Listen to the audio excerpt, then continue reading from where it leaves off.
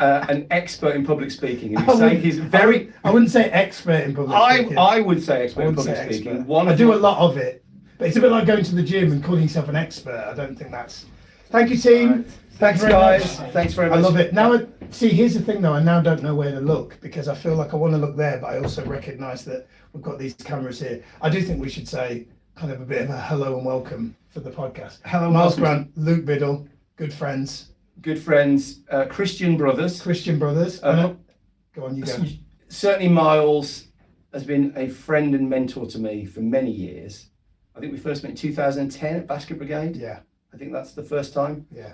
10 years later, I attended your inaugural coaching course. You did. Which was my first foray into coaching. You did. And I was actually speaking on one of your events yesterday and saying how a month after I completed Miles's coaching course, I actually faced my biggest fear in life, which was not death or death of a loved one, but instead death of a career, because I actually faced redundancy. And it was only, I think, because of that course that you put together really transformed my life, because it gave me the strength to actually say, I'm going to pursue something that I really love. And that is tough.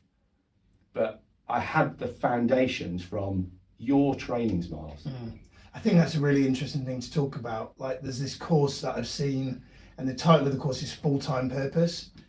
And it's something I've been thinking a lot about. So I think it's one of the things I really want to make sure that we do with this, however many times Luke and I do this type of thing, is that we're really, really honest and authentic and vulnerable and real. And I shared with Luke before we came into the studio how, and I said to my wife in a text this morning that I felt like immense sadness this morning, and now I don't. And I said that I feel that sometimes I have not always allowed myself to feel what I feel.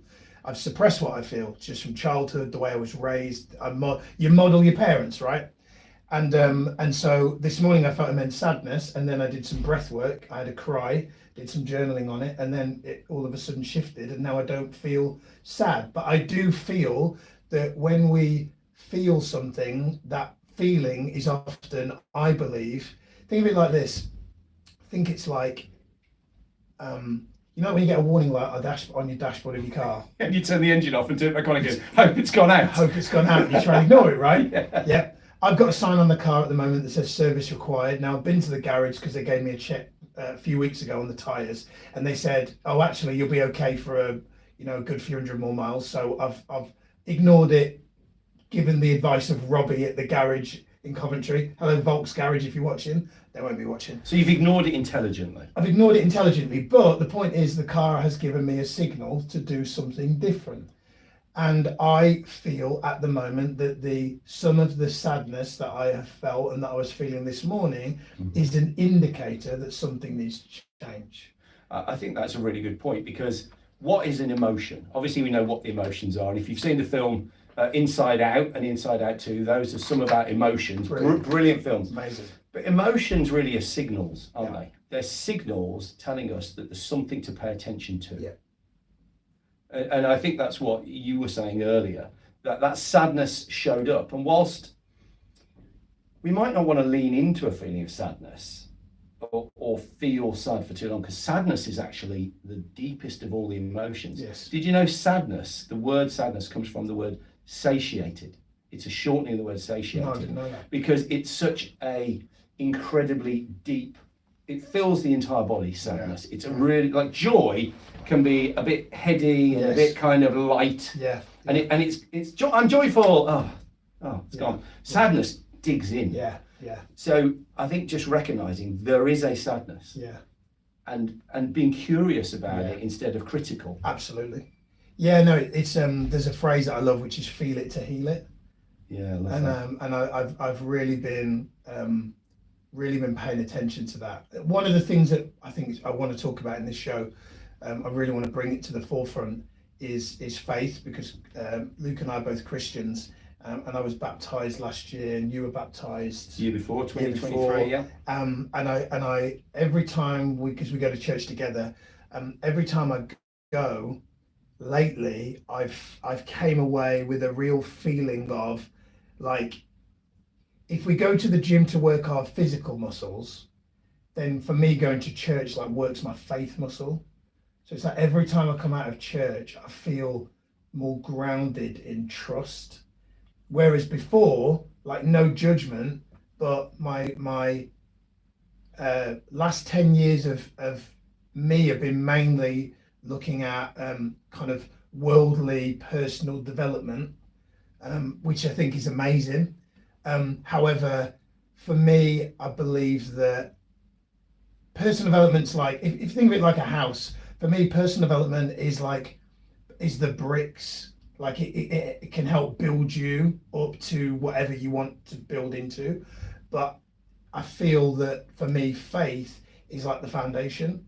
Yeah. And I Yeah, feel makes that total like, sense. so for example, like, Luke and I have like Tony Robbins in common, right? If you've not heard of Tony, motivational speaker, #1 life coach in the world guy, right? Hands the size of a whiteboard, right? Parasols. Parasols, yeah. And for me, like Tony's amazing and his work's amazing and everybody that's a worldly speaker, preacher is amazing. But I feel that for me has not always integrated into me, a bit like trying to mix oil and water, and eventually it just doesn't it separates. And I feel that faith is really helping me integrate the worldly stuff that I've learned. Yeah, I think that's so true because there's four worlds really that we need to master in life. There's the physical, the mental, the emotional, and the spiritual. Yeah. And I think people lean into those in different degrees in their life. I know I've certainly had times when I'm really into my physical body, when I've been really into my mental capability, when I've really wanted to develop my emotional mastery, particularly since becoming a parent. Yeah. And I think it's a season for me of being in my spiritual journey. And I was born a Catholic, I was baptized, I went to school, and then when I left school, God was kind of relegated to Christmas, Easter, and please help me. Right, yeah. And a couple of years ago, when thinking about the faith journey of Zaki, my son, who's 5 now, and what school to take him to, I've got a wonderful friend. Shout out to Lindsay Bryan, and she had always been saying, "I believe you'll come back to faith," because it was very important to her. And when we started going to Gas Street Church, Gas Street South, that's the one that we go to. Shout out to everyone at Gas Street South. It was a slow journey for me, and I think when I first went there, the invitation for baptism came about, and I was like, "Oh, I've already been baptized. Like this born again thing, I don't really get it." Right, But the more time I spent in church around the community and the fellowship of the church, and when the way that I saw Zaki really get a lot out of the kids club and the other kids and the community, and it just started to transform me from the inside out, because I think I had a very logical expectation about, I'm going to go to church, God's up there, I need him sometimes, and like a tick box exercise. it was a bit of a tick box exercise for me, until I spent, I think it was probably about 12 months or so for me, and something shifted, and I started to really feel that faith within me and that spiritual connection, and something just changed. The baptism felt like I'd let go of a lot of things in my life. I got divorced in 2009, I think it was, and I went on a bit of a hedonistic path, and I made some poor choices, and I've got some great memories, but I wasn't living in my spiritual core. I was really out of myself and in that material, physical world for a number of years, and wasn't really true to myself, and there was like an internal battle going on for me. And I think coming back to church and spirituality has really helped me to shed all of that and heal me, I would say. I'll use that word, heal me, of certain things like alcohol. I indulged a lot in alcohol. And it's funny, when are you an alcoholic? And I think we've got this version of being an alcoholic that says, I wake up in the morning, smoke a cigarette and swig vodka, or it's in my desk at work and I can't live without it. But I think that for me, it was drinking alcohol on a regular basis, and it was a no-brainer that if I was going out, I was going to drink alcohol. Right. And I think the test is, can you live without it? And I would give up every January, and then I'd give up for Lent, and I gave up alcohol for a year in 2000 and I think it was 17, 18, something like that. And every time I finish the abstinence period, I just have a drink again. And it quickly got back up to that same level. And I think after I got baptized, there was just something different, something more powerful about my really leaning into who I am at my core, and not needing those other external additional things to help get me through. And I think when I was working, I used alcohol probably to escape my problems. And I think after I got baptized, I wanted to be, like you said this morning, I want to experience any emotion, any problem, any whatever challenge, just live into it rather than escape from it. I think that's really powerful. That's really, and I'm just here, I'm just listening to what you've said. I think sometimes it's so, one of the things I talk about in coaching is that this difference between hearing and listening, and that kind of concept of listening to respond. I was really just processing what you were saying, and I was thinking about what does that feel like for me. And I think about my baptism last year. It's only now, when was it, July? About July last year. I think it was about, or was it Easter? It was Easter or July, wasn't it? Don't forget, it was because of 2 baptisms. I think it's only like now I've started to feel what you said there about 12 months back in church. You said something like that. And then you started to feel I felt like the first 12 months with you was a bit like, I go to church and let's show everybody that I go to church, and something cool to do on something Sunday. Cool to the do. Kids like I'll it. be perceived as cool for going to church. Like I've watched a lot of church online. I'm a big fan of the Stephen Furticks of this world, and before him, I'd watched Rick Warren online, and then saw Gas Street and thought he looks like a cool church. Right, let's go to the cool church. And it was definitely like a cool thing rather than a spiritual thing. And now it feels like a spiritual thing. Like if I miss church now, like we missed church on Sunday because we had the event we were doing, and I miss church now, and I feel like I've really missed something significant, important. And actually, one of the things I've been doing a lot more, and I know you mentioned it in a voice note, is like during, when you said, I can't remember what you said earlier, forgive me, but like during COVID, I had this experience of kind of help me God, like as in help, I don't know what to do type thing. And it was a conversation out loud, which it didn't then become a consistent thing, but actually, ironically, now I speak to God out loud every day, every morning, and it actually feels so like, because one of the things I'm a big believer in is that a lot of our emotional pain can be healed by spending time with our inner child. And one of the things I've learned is that there's a child part inside of all of us, and that child part maybe didn't feel fully seen or soothed or safe or nurtured as a child. When we spend time with that part, it can really heal us. And for me, I now more and more have a strong belief that like God is the only father that I need, which is profound because I grew up without a father, which for me, the meaning I had around that was a lack thing for me. But actually, now I'm realizing as I spend time with my inner child, I have to meditate and have a visual of spending time with a child. And often in the meditation, like I get a strong visual of like a guide or God being there and having this feeling like he's there and he's all I need, which feels, I hear a lot of Christians talk like this really congruently and confidently. And I've heard them and intellectualize it and gone, that sounds, God's all I need. God's the father I need. Like, that sounds good. Makes sense.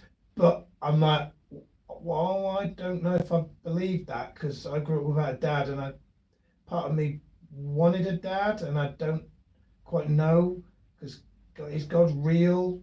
Because can't see him. And like, this is just really honest stuff that I can admit that I've like felt. And now I have these conversations, and every time I finish the conversation, Luke, I get this feeling like I'll say something like, God, I just today, just keep me in the moment and keep me present and keep me trusting that everything, not like a cliche in a book, keep me trusting that everything that you're doing is happening for a reason. And every time I finish the conversation, I get this feeling like almost like someone's put their hands on me and gone, "It is done." Amen. And so it is. Yeah. It is. Yeah. And like so I'm like that has to be a thing I do every morning. Yeah. So I it's something that I would watch you with the conversations with God, and it felt I'd like to do that. I never felt it. I never really felt it, and in my faith journey, even now, we sometimes do prayer groups in church. I find it difficult to pray for other people and pray out loud. I get a bit tongue-tied. Yeah, I admit when we're in a prayer circle, if somebody else does the prayer, I'll put my hand on them. But up until now, I can admit I haven't had the courage to actually say something. I can admit that. There is a right way belief for me about praying. Like I've got to pray in the right way, and I know, particularly in Gas Street, it's very free form expression of a connection with God and a request for an intention with God. Yeah. And I think your version that you did, whether it was connected or whether it was you were doing it to go through the motions, yesterday I really felt joyful. And what I've noticed that since giving up the alcohol and the going out and all the other things that I've let go of in my life, the bar for a great time for me was so high because it was fueled by all these things. Sure. Loud environments, alcohol, etc. And so that was then the bar of what good looked like. Yeah. But the more you strip away these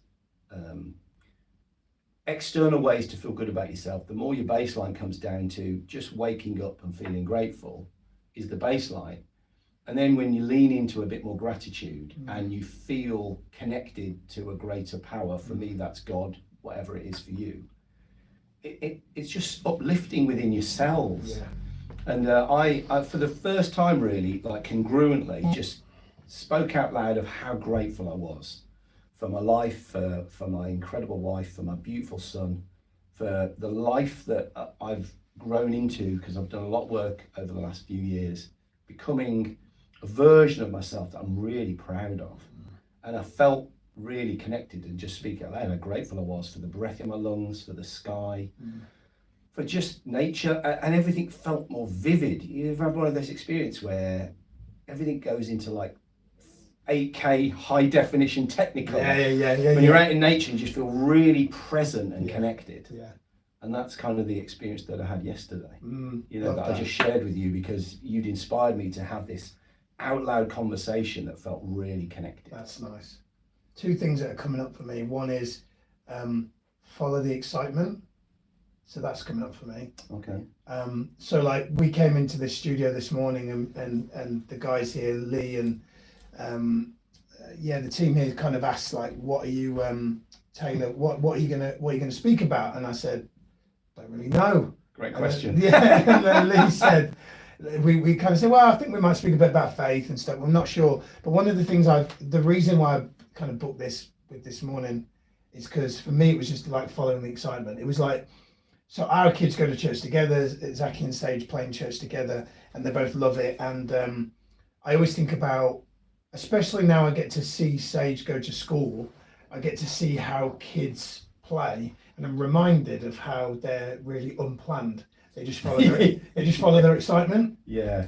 And so for me, I purposely didn't think of a plan for this morning because kids don't plan. Like when Zachy and Sage finally meet at 10:30 in the morning at Gas Street on Sunday, there won't be a plan for what they're going to do. The coordinators in their groups and the Gas Street kids may have a plan, but the kids won't have a plan.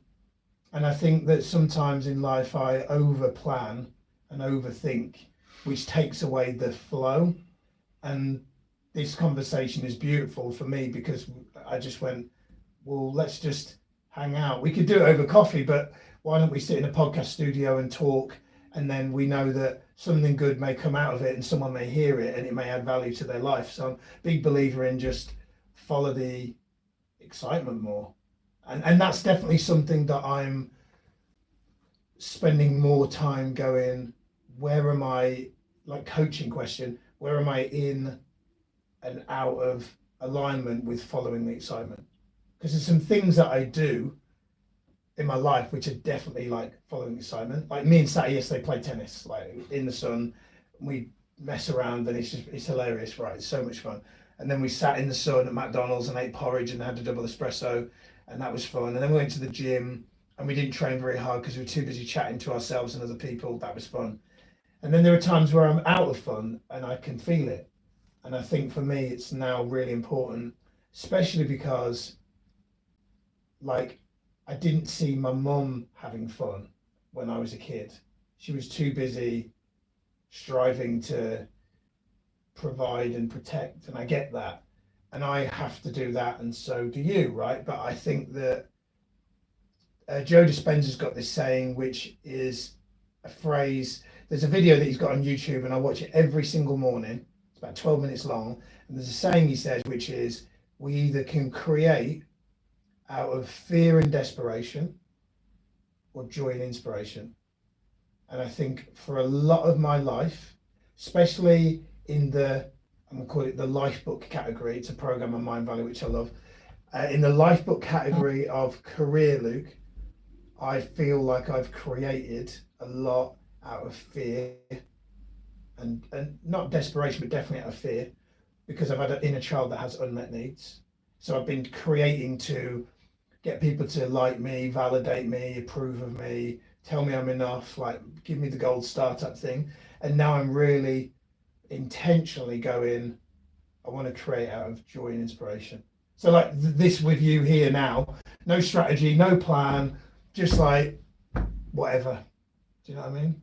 I think that's really interesting, because I think that from your head comes the fear and the doubt, and from your heart comes the joy and the inspiration. Absolutely. And you know, Tony, a big mentor of ours, says if you're in your head, you're dead. If you're in your heart, you're smart.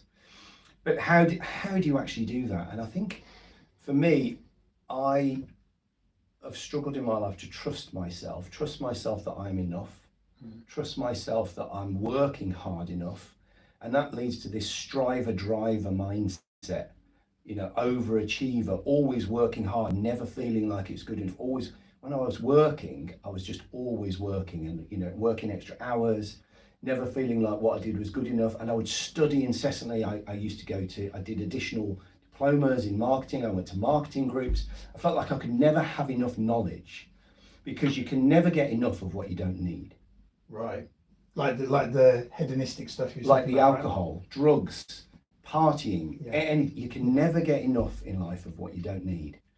And you can never get enough stress, and you can never get enough fear, Yeah. and you can never get enough doubt, because you don't need it. And when you lean into joy and that flow state, for me, I think that is really just trusting yourself, trusting that you are enough.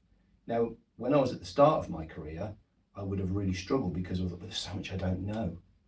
And I think it is a real victory in life where wherever you are, you can say right now, at this point in my life, I am enough, because what I have done and my experiences are unique to me. And if we apply the things that we've learned, and we keep applying, and we don't, you know, back away from fear and problems, and we realize that life is happening for us, not to us, and our problems are privileges, not problems, we grow, and the more we grow, the more we get to contribute. And I think, just coming back to what you said about Father in heaven, that father figure that you didn't have, that you always wanted. You'll know about timeline and regression therapy. Our earliest memories can often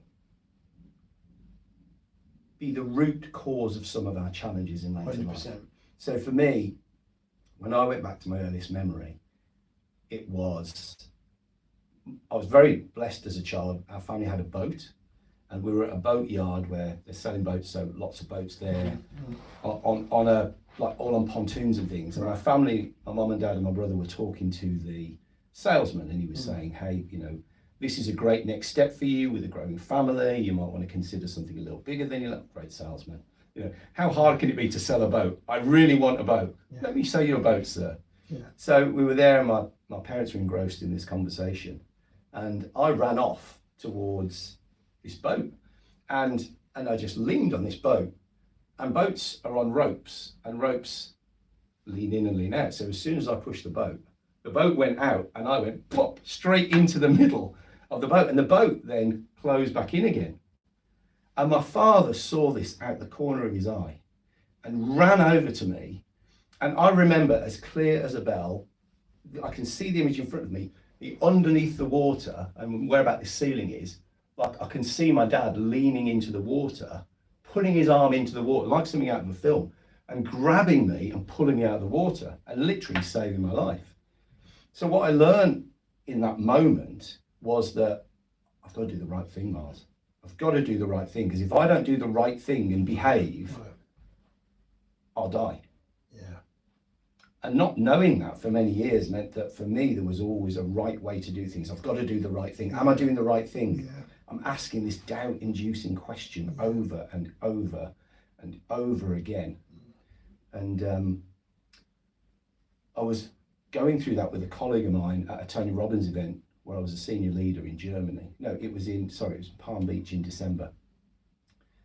And he very astutely recognized that what was going on for me when I have doubts, when I don't trust myself, is that I'm waiting for my dad, still now, to pull me out of the water. Right. I'm looking for my dad's hand to pull me out. Yeah. And what's true is that my Father in heaven is there to pull me out, because God is within me. Yes. And when God is within me, I am enough. Beautiful. Great, love that. Yeah, you know, it's funny because when I think about the dad concept, I probably spent many years where my dad would be some form of boss or mentor. Yeah. And so I would often defer my power, like any intuition I had, I wouldn't listen to. I would listen to what like a mentor said or a guru said, right? And one of the things that I've been spending more time with recently is there's a particular meditation that I've been doing called Conversation with a Guide, and it's just completely silent, bit of music, and it's just beautiful to get to hear that inner voice, because for so long my inner voice was just the voice of some motivational speaker that I was listening to. And I really feel that a lot of people, maybe their lack of trusting their internal voice is because they've spent so long listening to external voices and not enough time listening to internal voice. And so for me, I've almost like friends all the time send me like podcasts and video, you should watch this video and this kind of stuff. And most of the time I initially get triggered, only like momentarily, not like a big trigger, but I get triggered only because I feel a real pushback to really auditing now what I listen to, and really like, you know, spending time in the Bible now and really noticing that if I listen to just like if I read one Bible verse, if I just live that Bible verse for the day, that probably is enough personal development for me for the whole day. Because what I've noticed is the years of personal development never actually made me feel any more joyful. In fact, the only things that have ever really made me feel joyful are exercise. Yeah, physical mastery, meditation, and prayer.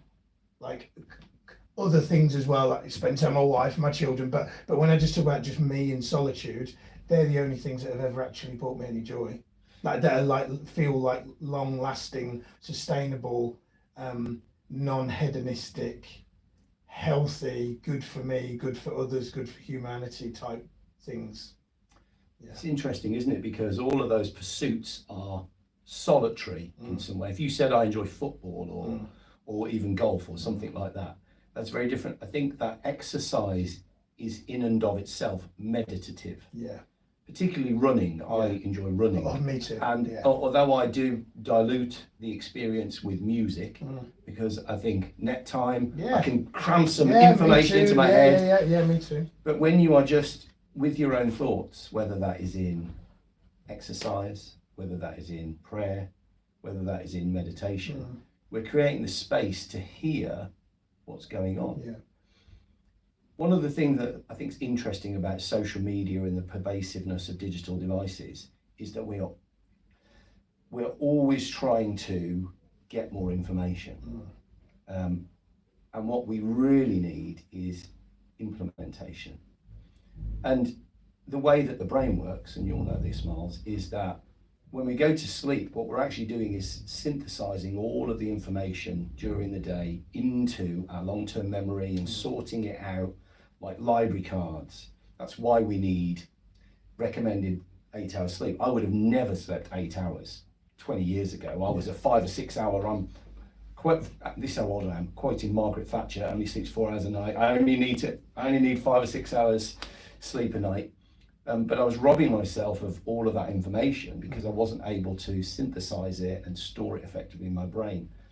And I think current recommendations is not to have any digital devices, not to have any content an hour before you go to sleep. Yeah. And there's a reason for that, because that silence allows us to make sense of the day. Yes. And if we don't do that, then it reminds me of that movie Groundhog Day, Yes. the one with Bill Murray, yeah. and I think it was Andy McDowell. And, It was, yeah. And so if you don't know the movie Groundhog Day, look it up. It's a great film. Bill If you Murray. don't know the movie Groundhog Day, where have you been? No, I'm joking. So Bill Murray he goes to this little town. I can't remember what it's called, but the groundhog comes up and it signifies, I think, the start of winter or the end of winter, something like that anyway. And he gets stuck in this loop where every day he wakes up and he lives the same day again. And Ned? so he knows what's going to happen. So every day he wakes up and he's able to navigate the day even better because he knows what's going to happen. Yes. And how many of us live a Groundhog Day because we do the same things over and over again? People say, have you got 20 years experience or have you got 1 year of experience 20 times? Yes. So, and this is where this growth and solving problems and our ability to see problems as privileges rather than problems means that we're actually growing and we're able to do more. Otherwise, we're living this Groundhog Day because we're not giving space to reflect on what happens. This is why journaling is so powerful, to allow us to synthesize what's happened and actually learn from it and store it in the right place in our brain so that we can actually reference it and change our own lives and other people's lives by accessing that where it's necessary. So this morning I mentioned that I felt sadness this morning, and there's a particular therapy journal that I use, and what's great about it's got an AI tool. I think I've told you about this. Yeah. It's got an AI tool, and what's great is you can actually do voice. So I open this AI journal and it says what's on your mind. And if you type things in, the AI, if you know anything about AI, you'll know this by now. For those who don't know, AI is artificial intelligence. Thank you for that. But it will, like, if you put you're feeling sad or something in, it will maybe say, do you know where this sadness is coming from, and do you know what you could do to shift it? It's almost like it's like a life coach in your pocket, right? And what's really great is you can do voice, so I can literally speak into it, and it will pick up the words, and then I'll put next question, and it will literally be like I'm having this AI coach coaching me through what I'm feeling. And I sat in the car, I pictured this morning after the school run. I've got Zen in the back, and I just felt this immense sadness. And I sat with this journal and I put voice into this journal, and I just talked about where I felt the sadness was coming from. And I probably did about 5 entries, spent probably 3 or 4 minutes. And after that I finished, I felt better. It was like, if as we spoke about before we started, and I think we mentioned it briefly at the beginning, if like emotions are like weather fronts, and they come and go.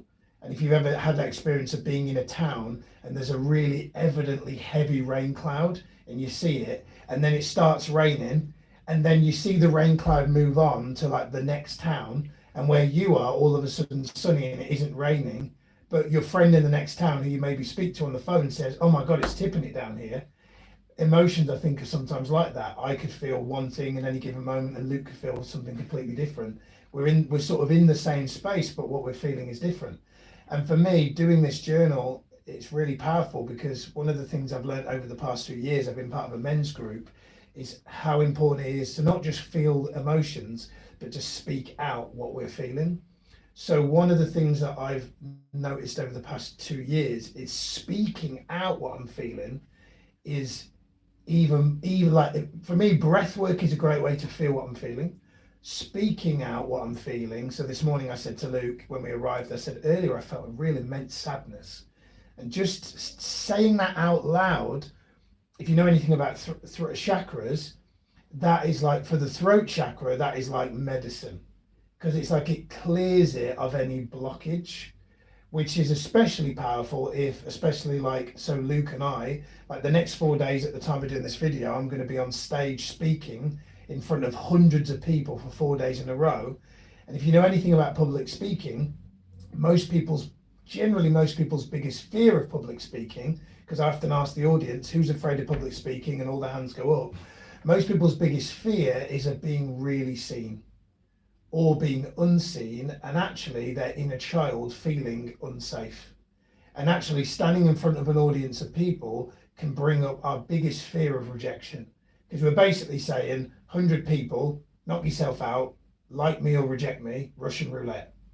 So if we don't love ourselves, which is a lot easier said than done, if we don't know ourselves, then being seen in front of complete strangers is a horrifying experience for many people.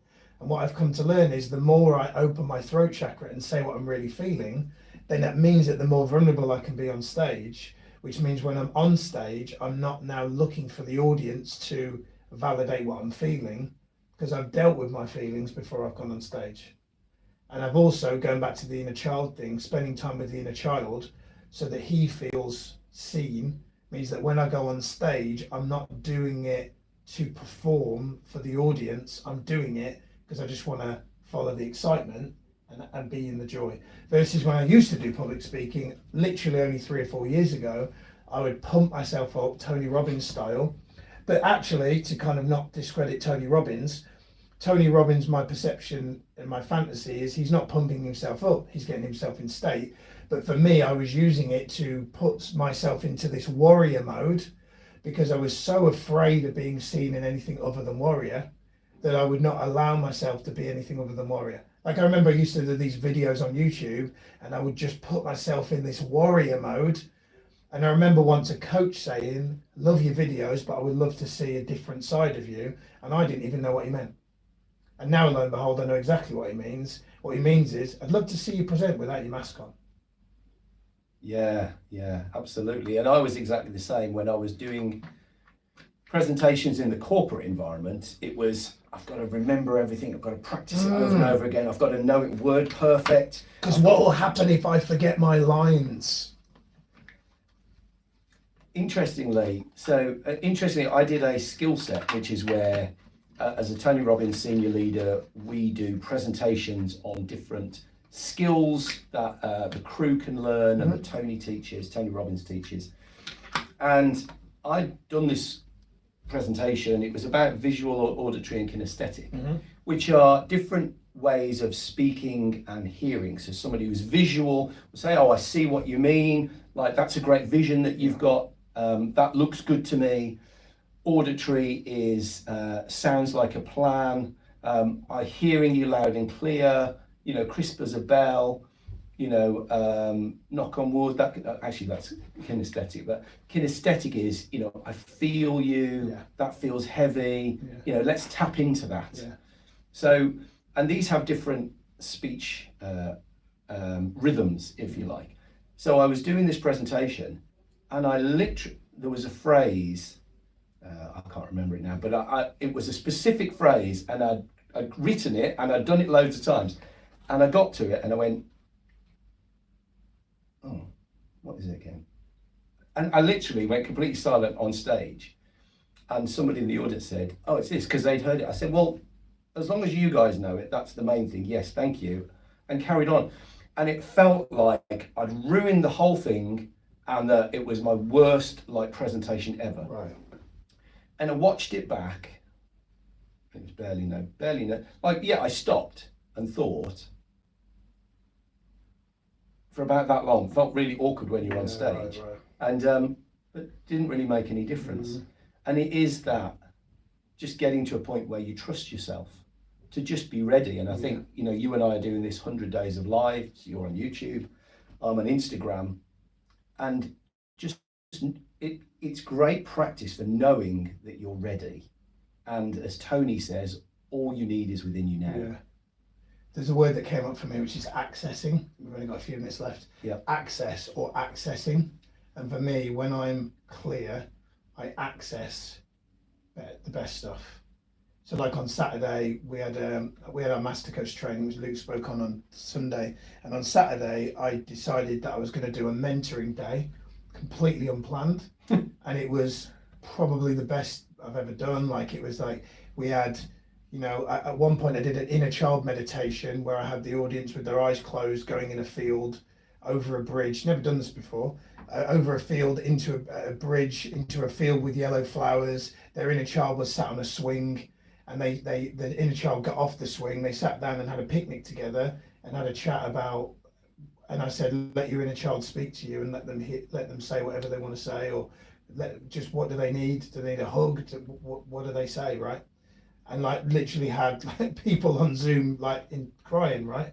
And it was really powerful. And so what I've learned is that when I'm in the right state, when we're in the right state, we can access that. If I'd have, okay, yeah, at 2 o'clock I'm going to do this inner child meditation, I don't think it would have worked as well. I don't think it would have. I had a general feel I'm going to mentor, and all I did before I started the mentoring day was the stuff I talked about. I went for a run, did some meditation, did my inner child meditation, did some breath work, did my priming, just really did incantation, just all the things that I know are most likely to, prayed, spoke to God, did all the things that I thought were most likely to have me be able to access. And for me, it's like, for me, faith especially is like, think of it like this. If your phone's on airplane mode, you can't access the signal to make a phone call. And I think sometimes I've gone through my life in a form of airplane mode, and I've not been accessing what's up there. And so now I feel like I'm more like this, the phone's on and I'm now accessing what's and I'm just, things are coming through better. You know? Yeah, what's in the field. Yeah. Yeah, absolutely. And I think for anybody who regularly has to speak or present, or maybe feels they need to be prepared for anything and accessing the best of themselves, then I think if you can access your physical energy, if you can access your mental energy, if you can access your emotional energy, and you can access your spiritual energy, then I think that's the state that puts you in flow. I think when you can access all four parts of yourself and bring it to bear in any situation, that's when you achieve that flow state and things become joyful and you follow the joy. Beautiful. Nice. Love that. I've really enjoyed this today. Yeah, it's good, isn't it? It's been good, Should we hasn't do it? it again? Yeah, I think we should. Yeah. It's been great. Well, if you've joined us today on my Instagram feed, thanks very much for joining me and Miles. It's been brilliant. And if you've joined If on... you're watching on YouTube, if you've enjoyed it, let us know. Let us know in the comments what you've maybe got from the stream. Let me know. I'd love to hear. Love to hear from you. Yeah, what's one takeaway what's your biggest takeaway from this, and what are you going to do with it? Are you just going to remember it and repeat it to somebody, or are you going to maybe put it into practice? And if you are going to put it into practice, what's one action you can decide right now to do, and then schedule it and go and do it? And I hope that's had an impact on you. What would you say is yours? I think when you shared, I felt sad. I think that's a really big reminder. And a lot of what we do is we're in the reminder business, aren't we? Really reminding people of what they already know. So it's reminding that, because we like to get into state, and Tony talks about being in an unresourceful state. And if you try to make a decision from an unresourceful state, Yes. then you're going to make a decision out of fear and all the things that ensue. Yeah. So there is that balance between feeling that sadness and acknowledging it and giving yourself the gift of processing it, versus maybe you're in a fearful state and you're about to do something. Then it is about changing that state by changing your physiology, changing your focus, and changing what you're saying to yourself. And I think it's being able to recognize what's an emotion that you can process, Yes. and what's an emotion that you need to change. Yes. Yeah. I think for me, it's going back to the state thing. I said to Luke at church last week, I remember saying to you about peak state, and you said, how about beautiful state? And I went, yeah, that's really good. That really resonates with me, because I feel like peak state maybe has led me to believe it's about the old me of just like pump myself up. Beautiful state is like allowing all the full spectrum of emotions, like a rainbow. So for me, like, I'm now aware of the difference between being in story mode, victim, poor me, versus feeling sadness this morning and then doing half an hour of breath work to actually allow myself to feel the sadness, and then knowing that if I feel it enough, eventually it will clear like a rain cloud. Yeah, and rather than pumping yourself physiologically, you said, okay, the way that I change my physiology to deal with sadness is I'm going to do some deep breath work, because that's you knowing what are powerful physiological focus and language shifts for you, because you've done the work, and I know you'll keep doing it. Yeah, nice. Beautiful. Good. I wondered how we're going to end. We've gone with a fist bump. Amazing. Yeah. Right, call it a wrap. Yeah, thanks for tuning in, and we'll see you again on the next version of Yet to be named. Yet to be named. We did say Miles is I was going to say Conversations with God, but I'm not stealing that from Neil Donald Walsh. How dare I do that? But we did say, we talked about public speaking, because we both do a lot of public speaking. Yeah. So is this public seeking? Public seeking truth. Yeah, I like that. Who knows? Drop it in the comments if you've got a name for this that is polite and kind. And we'll see you all soon. All right, everybody. See you soon. Take care. Thanks for tuning in, guys. See you soon. Guys.